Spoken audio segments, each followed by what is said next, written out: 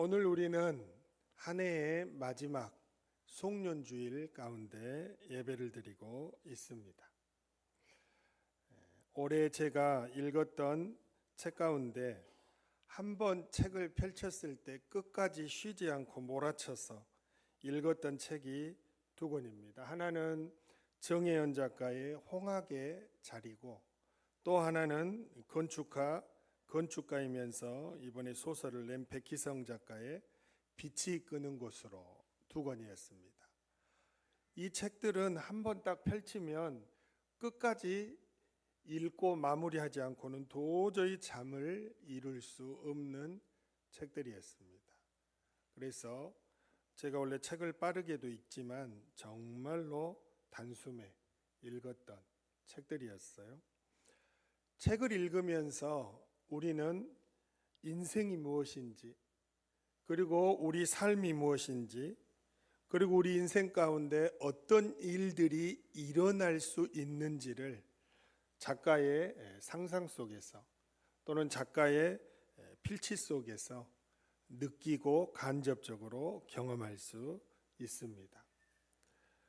두 책 다 스포가 있으면 안 되는 책이라 제가 그 안에서 주인공의 삶을 통해 느꼈던 것은, 저는 교사의 삶을 살아가고 있지 않지만 홍학의 자리를 읽으면서 주인공 교사는 참 바쁘구나. 이 아이들을 가르치는 일 말고도 행정적으로 문서적으로 해야 할 일들이 엄청 많구나. 담임을 맡으면 맡지 않는 교사들보다 한 5가지 정도는 신경을 더 써야 하는구나. 참 교사가 바쁘구나라는 것을 간접으로 경험하는 거예요. 그러면서 또 완벽주의자 아내하고 사는 것은 참 괴롭겠구나라는 것을 간접적으로 경험하는 것입니다. 이게 소설이 우리에게 주는 인생의 의미예요. 이렇게 완벽한 아내지만 또 남편의 입장에서 볼 때는 이럴 수도 있겠구나. 교사의 입장에서 바쁘다고 하는데 이래서 교사가 지칠 수도 있겠구나라는 것을 깨닫게 되는 것이죠. 빛이 끄는 곳으로는 정말로 신비한 책입니다. 이 책에 한 여인에 대한 이야기가 묻어 나와요. 이 여인은 자기가 살던 집에서 화재가 나서 아들, 딸, 남편 모두를 잃었습니다. 그리고 그 집이 이제 팔려 나갔죠. 새로운 주인이 왔는데 꼭 마녀처럼 쭈그리고 있던 이 여인을 발견하고, 이 여인이 바로 이사 온 이 집의 전 주인이었다는 것을 새 주인이 알게 되면서 이제 가정부처럼 취직을 시켜서 함께 사는 이야기예요. 그런데 그 집을 인테리어 하면서 남자 주인공이 나중에는 눈까지 멀어서 앞이 보이지 않는 여인에게 살아있을 때 자기 아들이 있었던 삶의 자리와 향내, 딸의 향내, 남편의 자리, 이런 모든 것들을 눈이 보이지 않는데 인테리어를 통해서 다시 새롭게 만나고 또 깨닫게 하고 다시 행복의 자리로 이끌어 줍니다. 나중에는 집 앞에 어떤 아이를 누가 몰래 두고 갔어요. 나중에 다시 찾으러 오겠다고. 이제 그 아이를 또 함께 키우면서 참으로 행복함 속에 인생을 마무리하는 이야기가 나와 있어요. 우리 인생 가운데 집에 화재가 나고 그래서 사랑하는 가족을 잃는 일들도 일어날 수 있겠구나. 이런 일들을 통해 자살을 몇 번이나 시도했는데 살아서 또 그 집 새로운 주인 남자에 의해 다시 행복을 되찾고 다시 눈을 감는 이런 스토리가 이루어질 수도 있겠구나라는 것을 감격 속에 체험을 하는 것입니다. 우리는 사람이고 인간인데 인간을 잘 모릅니다. 목사님도 모르고 장로님도 모르고 이해하는 것 같지만 사람을 잘 모릅니다. 그래서 인생을 이야기하는 것은 참으로 어려운 것입니다. 그러나 간접 경험 속에 또는 우리 현실 속에 일어나는 인생들을 뒤돌아보면 이런 일련의 사건과 아픔과 어려움들이 존재하는 것이 우리의 인생이고 모두의 인생입니다.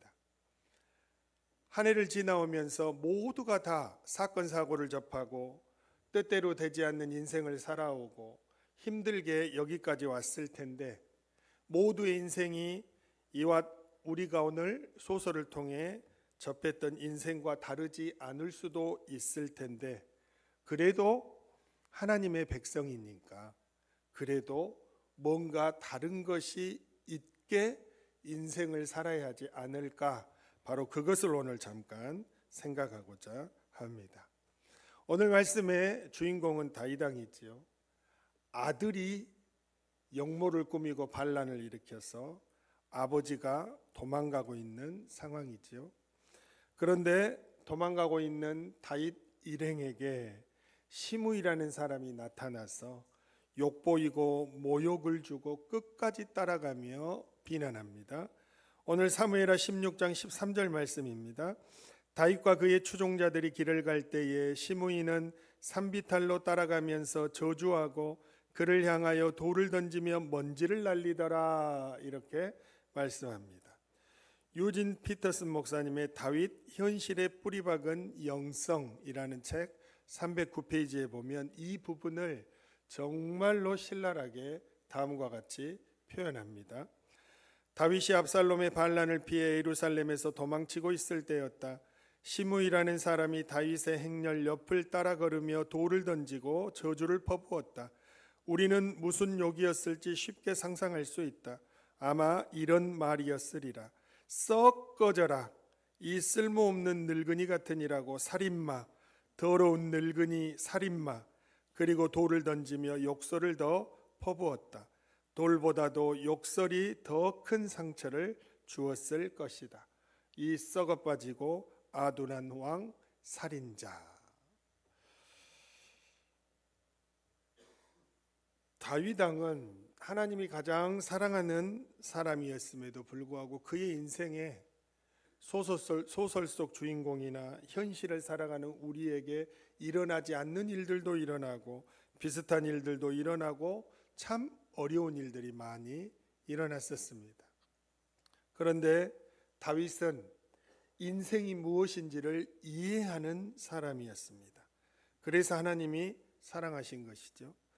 다윗은 인생을 어떻게 이해했을까요? 첫 번째, 저주와 모욕과 핍박도 하나님이 허락하셨다라는 믿음이었습니다. 하나님께서 우리에게 좋은 것을 주시면 때로는 합력하여 선을 이룰 나쁜 것들도 허락하실 수 있다는 것입니다.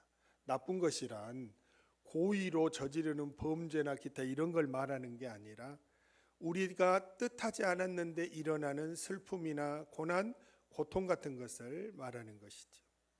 하나님께서 이 모든 것을 주시고 이것을 다 합력하여 선을 이루게 하신다라는 그런 믿음이 있었습니다. 사무엘하 16장 10절 말씀입니다. 왕이 이르되 수르야의 아들들아, 내가 너희와 무슨 상관이 있느냐? 그가 저주하는 것은 여호와께서 그에게 다윗을 저주하라 하심이니 내가 어찌 그리하였느냐 할 자가 누구겠느냐 하고 말합니다. 하나님께서 시므이에게 다윗을 저주하라 하셔서 하시는 것이다. 그러니 그들이 시므이와 그 모든 대적들이 저주하고 욕하는 것을 내가 어찌하겠느냐라는 말입니다. 그러나 보통 사람들은 이해할 수 없는 것이죠. 사무엘하 16장 9절에 스루야의 아들 아비새가 왕께 여짜오되 이 죽은 개가 어찌 내 주 왕을 저주하리이까? 청하건대 내가 건너가서 그의 머리를 베게 하소서 하니라고 분노합니다. 왕이시여 당장 내가 저쪽으로 건너가서 단칼에 목을 베어버리겠습니다. 감히 왕에게 이런 사람을 그냥 둘 수 없습니다 라고 하는 것이죠. 그런데 다윗 왕의 또 연이은 대답입니다. 아니다, 그럴 수 있다. 오늘 사무엘하 16장 11절 말씀입니다. 또 다윗이 아비새와 모든 신하들에게 이르되 내 몸에서 난 아들도 내 생명을 해하려 하거든 하물며 이 베냐민 사람이랴 이렇게 말합니다. 아들도 쿠데타를 일으켜 아버지에게 칼을 들이대는데 나하고 피 한 방울 섞이지 아니한 남이 나에게 이러는 것 당연하지 않겠느냐. 충분히 일어날 수 있는 일이고 이보다 더한 일도 일어날 수 있다. 다 하나님 안에 있는 일이니 어떻게 하려고 하지 말고 멈춰라, 그런 말입니다. 우리가 올 한 해를 지나오고 또 다가올 새해를 생각할 때 우리 모두에게는 저마다의 어려운 일들이 있습니다. 모두의 인생이 비슷하게 느껴지고 다르지 않게 느껴질 수 있습니다. 그러나 우리가 가져야 할 건강한 신앙인 또는 건강한 사람이라면 꼭 가져야 할 관점이 바로 다윗 왕이 가졌던 이 첫 번째 관점입니다. 우리 삶에, 우리 가정에, 우리의 모든 현장에 이러한 일이 일어날 수 있고 더한 일도 일어날 수 있고 이 모든 것이 하나님 안에서 일어날 수 있는 일이다라는 것입니다. 여러분, 우리는 무너질 때 자기 자신 때문에 무너집니까? 그런 사람은 정말로 일상 삶 가운데 쓸모 있는 철학이 무엇인지를 아는 사람은 자기 자신으로 인해 무너질 수 있습니다. 늘 생각하고 고민하는 사람이 아닌 이상 대부분 사람들이 넘어지는 원인은 외부에서, 밖에서 오는 것입니다. 누군가가 나를 배신했기 때문에, 누군가가 나를 모욕했기 때문에, 누군가가 나의 자존심을 깔고 뭉갰기 때문에, 누군가가 우리를 욕했기 때문에, 누군가가 나를 서운하게 했기 때문에, 누군가가 나를 정말로 힘들게 했기 때문에 모든 쓰러짐의 원인이 대부분 바깥에서부터 오는 것입니다. 이 바깥은 자기가 아닌 모든 것이 다 바깥입니다. 남편도 바깥이고 자녀도 바깥이고 친척도 바깥이고 내가 아닌 모든 것은 다 나의 외부로부터 나를 쓰러지게 하는 원인을 제공할 수 있는 것입니다. 여러분, 그럴 때 어떻게 할 것입니까? 다 있어져야 할 일이고 누구에게나 있는 일입니다. 저주하고 배신하고 또한 여러 가지로 힘들게 하는 일들은 어제나 오늘이나 영원토록 있는 것입니다. 그것을 견디어내지 못하면, 아니 견디어낸다기보다 이러한 삶에 대한, 인생에 대한 바른 가치관을 확립하지 못하면 어제까지 멀쩡했던 사람이 오늘 아침에 나가 떨어지게 되는 것입니다. 오늘 저녁까지 멀쩡했던 사람이 밤에 가서 남편과 싸우다가 나가 떨어지는 것입니다.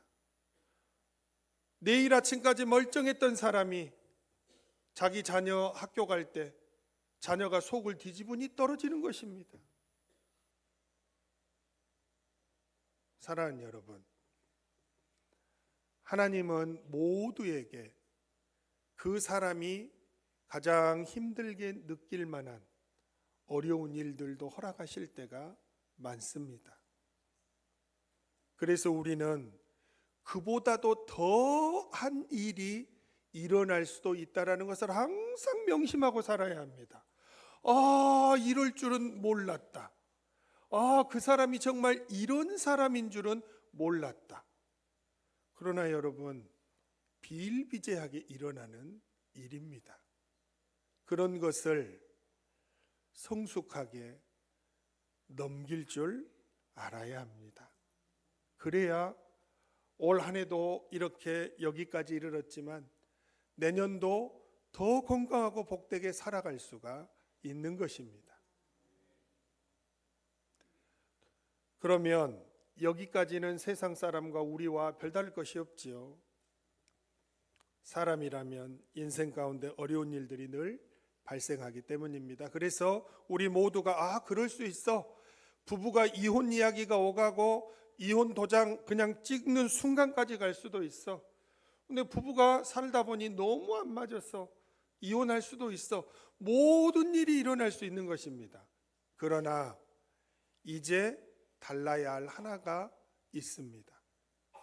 다윗이 이해했던 인생 두 번째는 하나님께서 역사하리라라는 믿음이었습니다. 하나님께서 역사하시리라. 오늘 사무엘하 16장 12절 말씀입니다. 혹시 여호와께서 나의 원통함을 감찰하시리니 오늘 그 저주 때문에 여호와께서 선으로 내게 갚아주시리라라는 고백입니다. 오늘 내가 당하는 이 배신, 오늘 당하는 이 모욕, 오늘 당하는 이 저주, 하나님이 나를 감찰하시고 내 인생을 지켜주고 계시기 때문에 오히려 나에게 좋은 것으로 갚아주실지 누가 알겠소라는 고백입니다. 사랑하는 여러분, 여러분과 저는 하나님이 우리의 모든 삶을 눈동자와 같이 살피고 계십니다. 하나님이 우리의 일거수일투족을 살피시고 우리의 모든 것을 살피고 계십니다. 그러니 우리를 불쌍히 여기시는 것이고, 그래서 어려움을 잘 견디어내고 다시 선하고 좋은 것을 누리게 하여 주시고 우리 인생을 다시 회복시켜 주시고 다시 좋은 곳으로 인도하시는 것입니다. 그 당시에는 그것이 세상의 끝인 것처럼 느껴지고 정말로 괴로워서 죽을 것 같은 순간이었지만 조금만 기다리면 하나님께서 우리를 불쌍히 여기시고 우리 인생을 도우시고 인도하셔서 더 선하고 좋은 것으로 갚아주시는 줄 믿습니다. 시므이는 다윗 왕이 쫓겨갈 때 다시 왕위에 복귀할 거라고는 꿈에도 생각하지 못했을 것입니다. 그런데 하나님께서 불쌍히 여기시고 감찰하시는 은혜로 다윗은 이 모든 어려움을 이기고 다시 왕좌로 복귀하게 됩니다. 시므이는 복귀하는 다윗 왕 앞에 한 걸음에 달려와 무릎을 꿇고 용서를 구하고 다윗은 그렇게 아름다운 용서를 행합니다. 그리고 수많은, 특별히 유다 족속은 자기의 친족 아닙니까? 자기의 친족들까지 다윗 왕을 대신했어요. 그러나 다윗은 다시 복귀시키시는 하나님의 은총 속에 모든 유다 족속들을 용서하고 다시 유다 족속들을 함께 나라를 이끄는 자리에 세우는 모습을 볼 수가 있습니다. 하나님이 지키시고 보호하신다라는 그 믿음이 있는 자는 이렇게 어려운 일들도 다 좋은 것으로 아름다운 인생으로 바꿀 수 있는 능력이 있는 것입니다. 사랑하는 여러분, 나를 넘어지게 하고 나를 쓰러뜨리는 것들도 나의 밖에서 오지만 나를 회복시키고 나를 일으켜 세워주는 것도 나로부터 오는 것이 아니라 하나님으로부터 오는 것입니다. 하나님이 나를 사랑하시고 올 한 해에도 어려움 가운데 송년주일에 이르게 하신 것처럼 내년 2025년도 새 신년주일부터 송년주일까지 우리를 이끄실 것을 믿는 사람은 아무리 어려운 일이 일어나고 저주하고 배신당하는 일이 일어나도 다 믿음으로 이겨낼 수 있는 것입니다. 더 좋은 것을 예비하고 계시는 하나님의 은총이 있기 때문입니다. 유진 피터슨의 다윗 현실에 뿌리박은 영성 309페이지부터 310페이지에 보면 이제 이렇게 표현하고 있습니다. 다윗은 고통 속에서 겸손을 회복했다. 그는 자신을 되찾았다. 본연의 자기, 원래의 자기를. 그는 시므이의 저주를 통해 겸손을 회복했다. 자신 역시 다른 사람과 조금도 다를 바 없다는 사실, 자신의 가장 기본적 정체성은 왕이 아니라 죄인이라는 사실, 시므이의 저주는 다윗에게서 모든 화려한 거치장을 벗겨내고 그의 영혼을 노출시켰다. 그는 시므이의 저주가 자신을 향한 하나님의 말씀이게 했다. 그는 시므이를 말씀의 선포자로 삼았다. 그는 고통을 자비와 은혜와 사랑의 하나님을 만나는 계기로 삼았다라고 말하고 있습니다. 사랑하는 여러분, 올 한 해 달려오시느라 얼마나 수고를 많이 하셨습니까? 첫 시작부터 어려운 일이 있었을 수도 있고 중간과 마지막까지 참 어려운 가운데 거치할 수도 있었을 것입니다. 그런데 오늘 우리가 마지막 송년주일에 이 자리에 있는 이유가 무엇입니까? 하나님의 은혜입니다. 전적인 하나님의 은총입니다. 우리의 인생은 다 그렇고 그렇습니다. 멀리서 보니까 저 사람이 참 평안하고 훌륭하게 보이지, 가까이 가서 보면 다 그 사람이 그 사람이고 이 사람이 이 사람입니다. 멀리서 보니까 아무 일 없이 느껴지지, 가까이 가면 머리끝부터 발끝까지 안 아픈 데가 없고, 자녀들도 속을 썩이고, 또 가정에서도 어려움이 있고 직장에서도 어려움이 있는 삶입니다. 어느 누구 하나 그런 어려움 없는 사람은 이 세상에 없습니다. 누구나 비슷한 삶을 살아갑니다. 오늘 잘하는 사람이 내일 배신할 수 있고, 오늘 힘들게 하는 사람이 내일 좋은 동역자가 될 수 있는 것입니다. 그래서 세상을 보고 인생을 논할 때, 이런 일은 일어날 수 있어, 충분히 이런 일보다 더한 일은 일어날 수가 있어 라는 가치관을 통해 늘 자기 마음을 다잡아야 합니다. 이보다 더 심한 일이 일어나지 않아서 감사할 줄 알아야 합니다. 그리고 눈을 들어 하늘을 바라보십시오. 아직 우리에게 하나님이 존재하고 계십니다. 앞이 막히고 옆이 막히고 뒤가 막혀도 우리에게는 영원히 그 누구도 막을 수 없는 저 하늘의 하나님이 우리를 살피시고 감찰하시고 인도하시고 사랑하시고 이끌어주고 계십니다. 이 고난의 언덕을 넘고 이 슬픔의 언덕을 넘으면 더 놀랍고 크고 아름다운 기쁨의 언덕이 우리를 기다리게 하고 계십니다.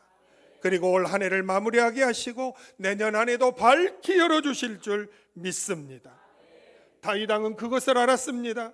현재 시므이를 통해 저주받고 모든 유다 족속에게 배신당하고 왕자의 자리에 쫓겨 도망가는 이 순간에도 더한 일도 일어날 수 있지만, 이렇게 하신 것은 하나님이 나를 통해 겸손을 회복하고 내가 왕이라 교만했던 모든 교만을 쓸어내리고 죄인임을 다시 깨닫게 하고 다시 새롭게 시작할 수 있는 기회를 주실 거라는 것, 하나님이 나를 알고 지켜보고 계신다는 것, 그렇기에 다윗 왕은 그 자리를 뛰쳐가거나 그 자리에서 벗어나거나 낭망하여 쓰러지거나 모든 일을 집어치운다고 포기하거나 하지 않았습니다.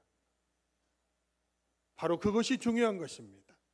오늘 사무엘하 16장 13절에 하나님은 우리에게 말씀하고 계십니다.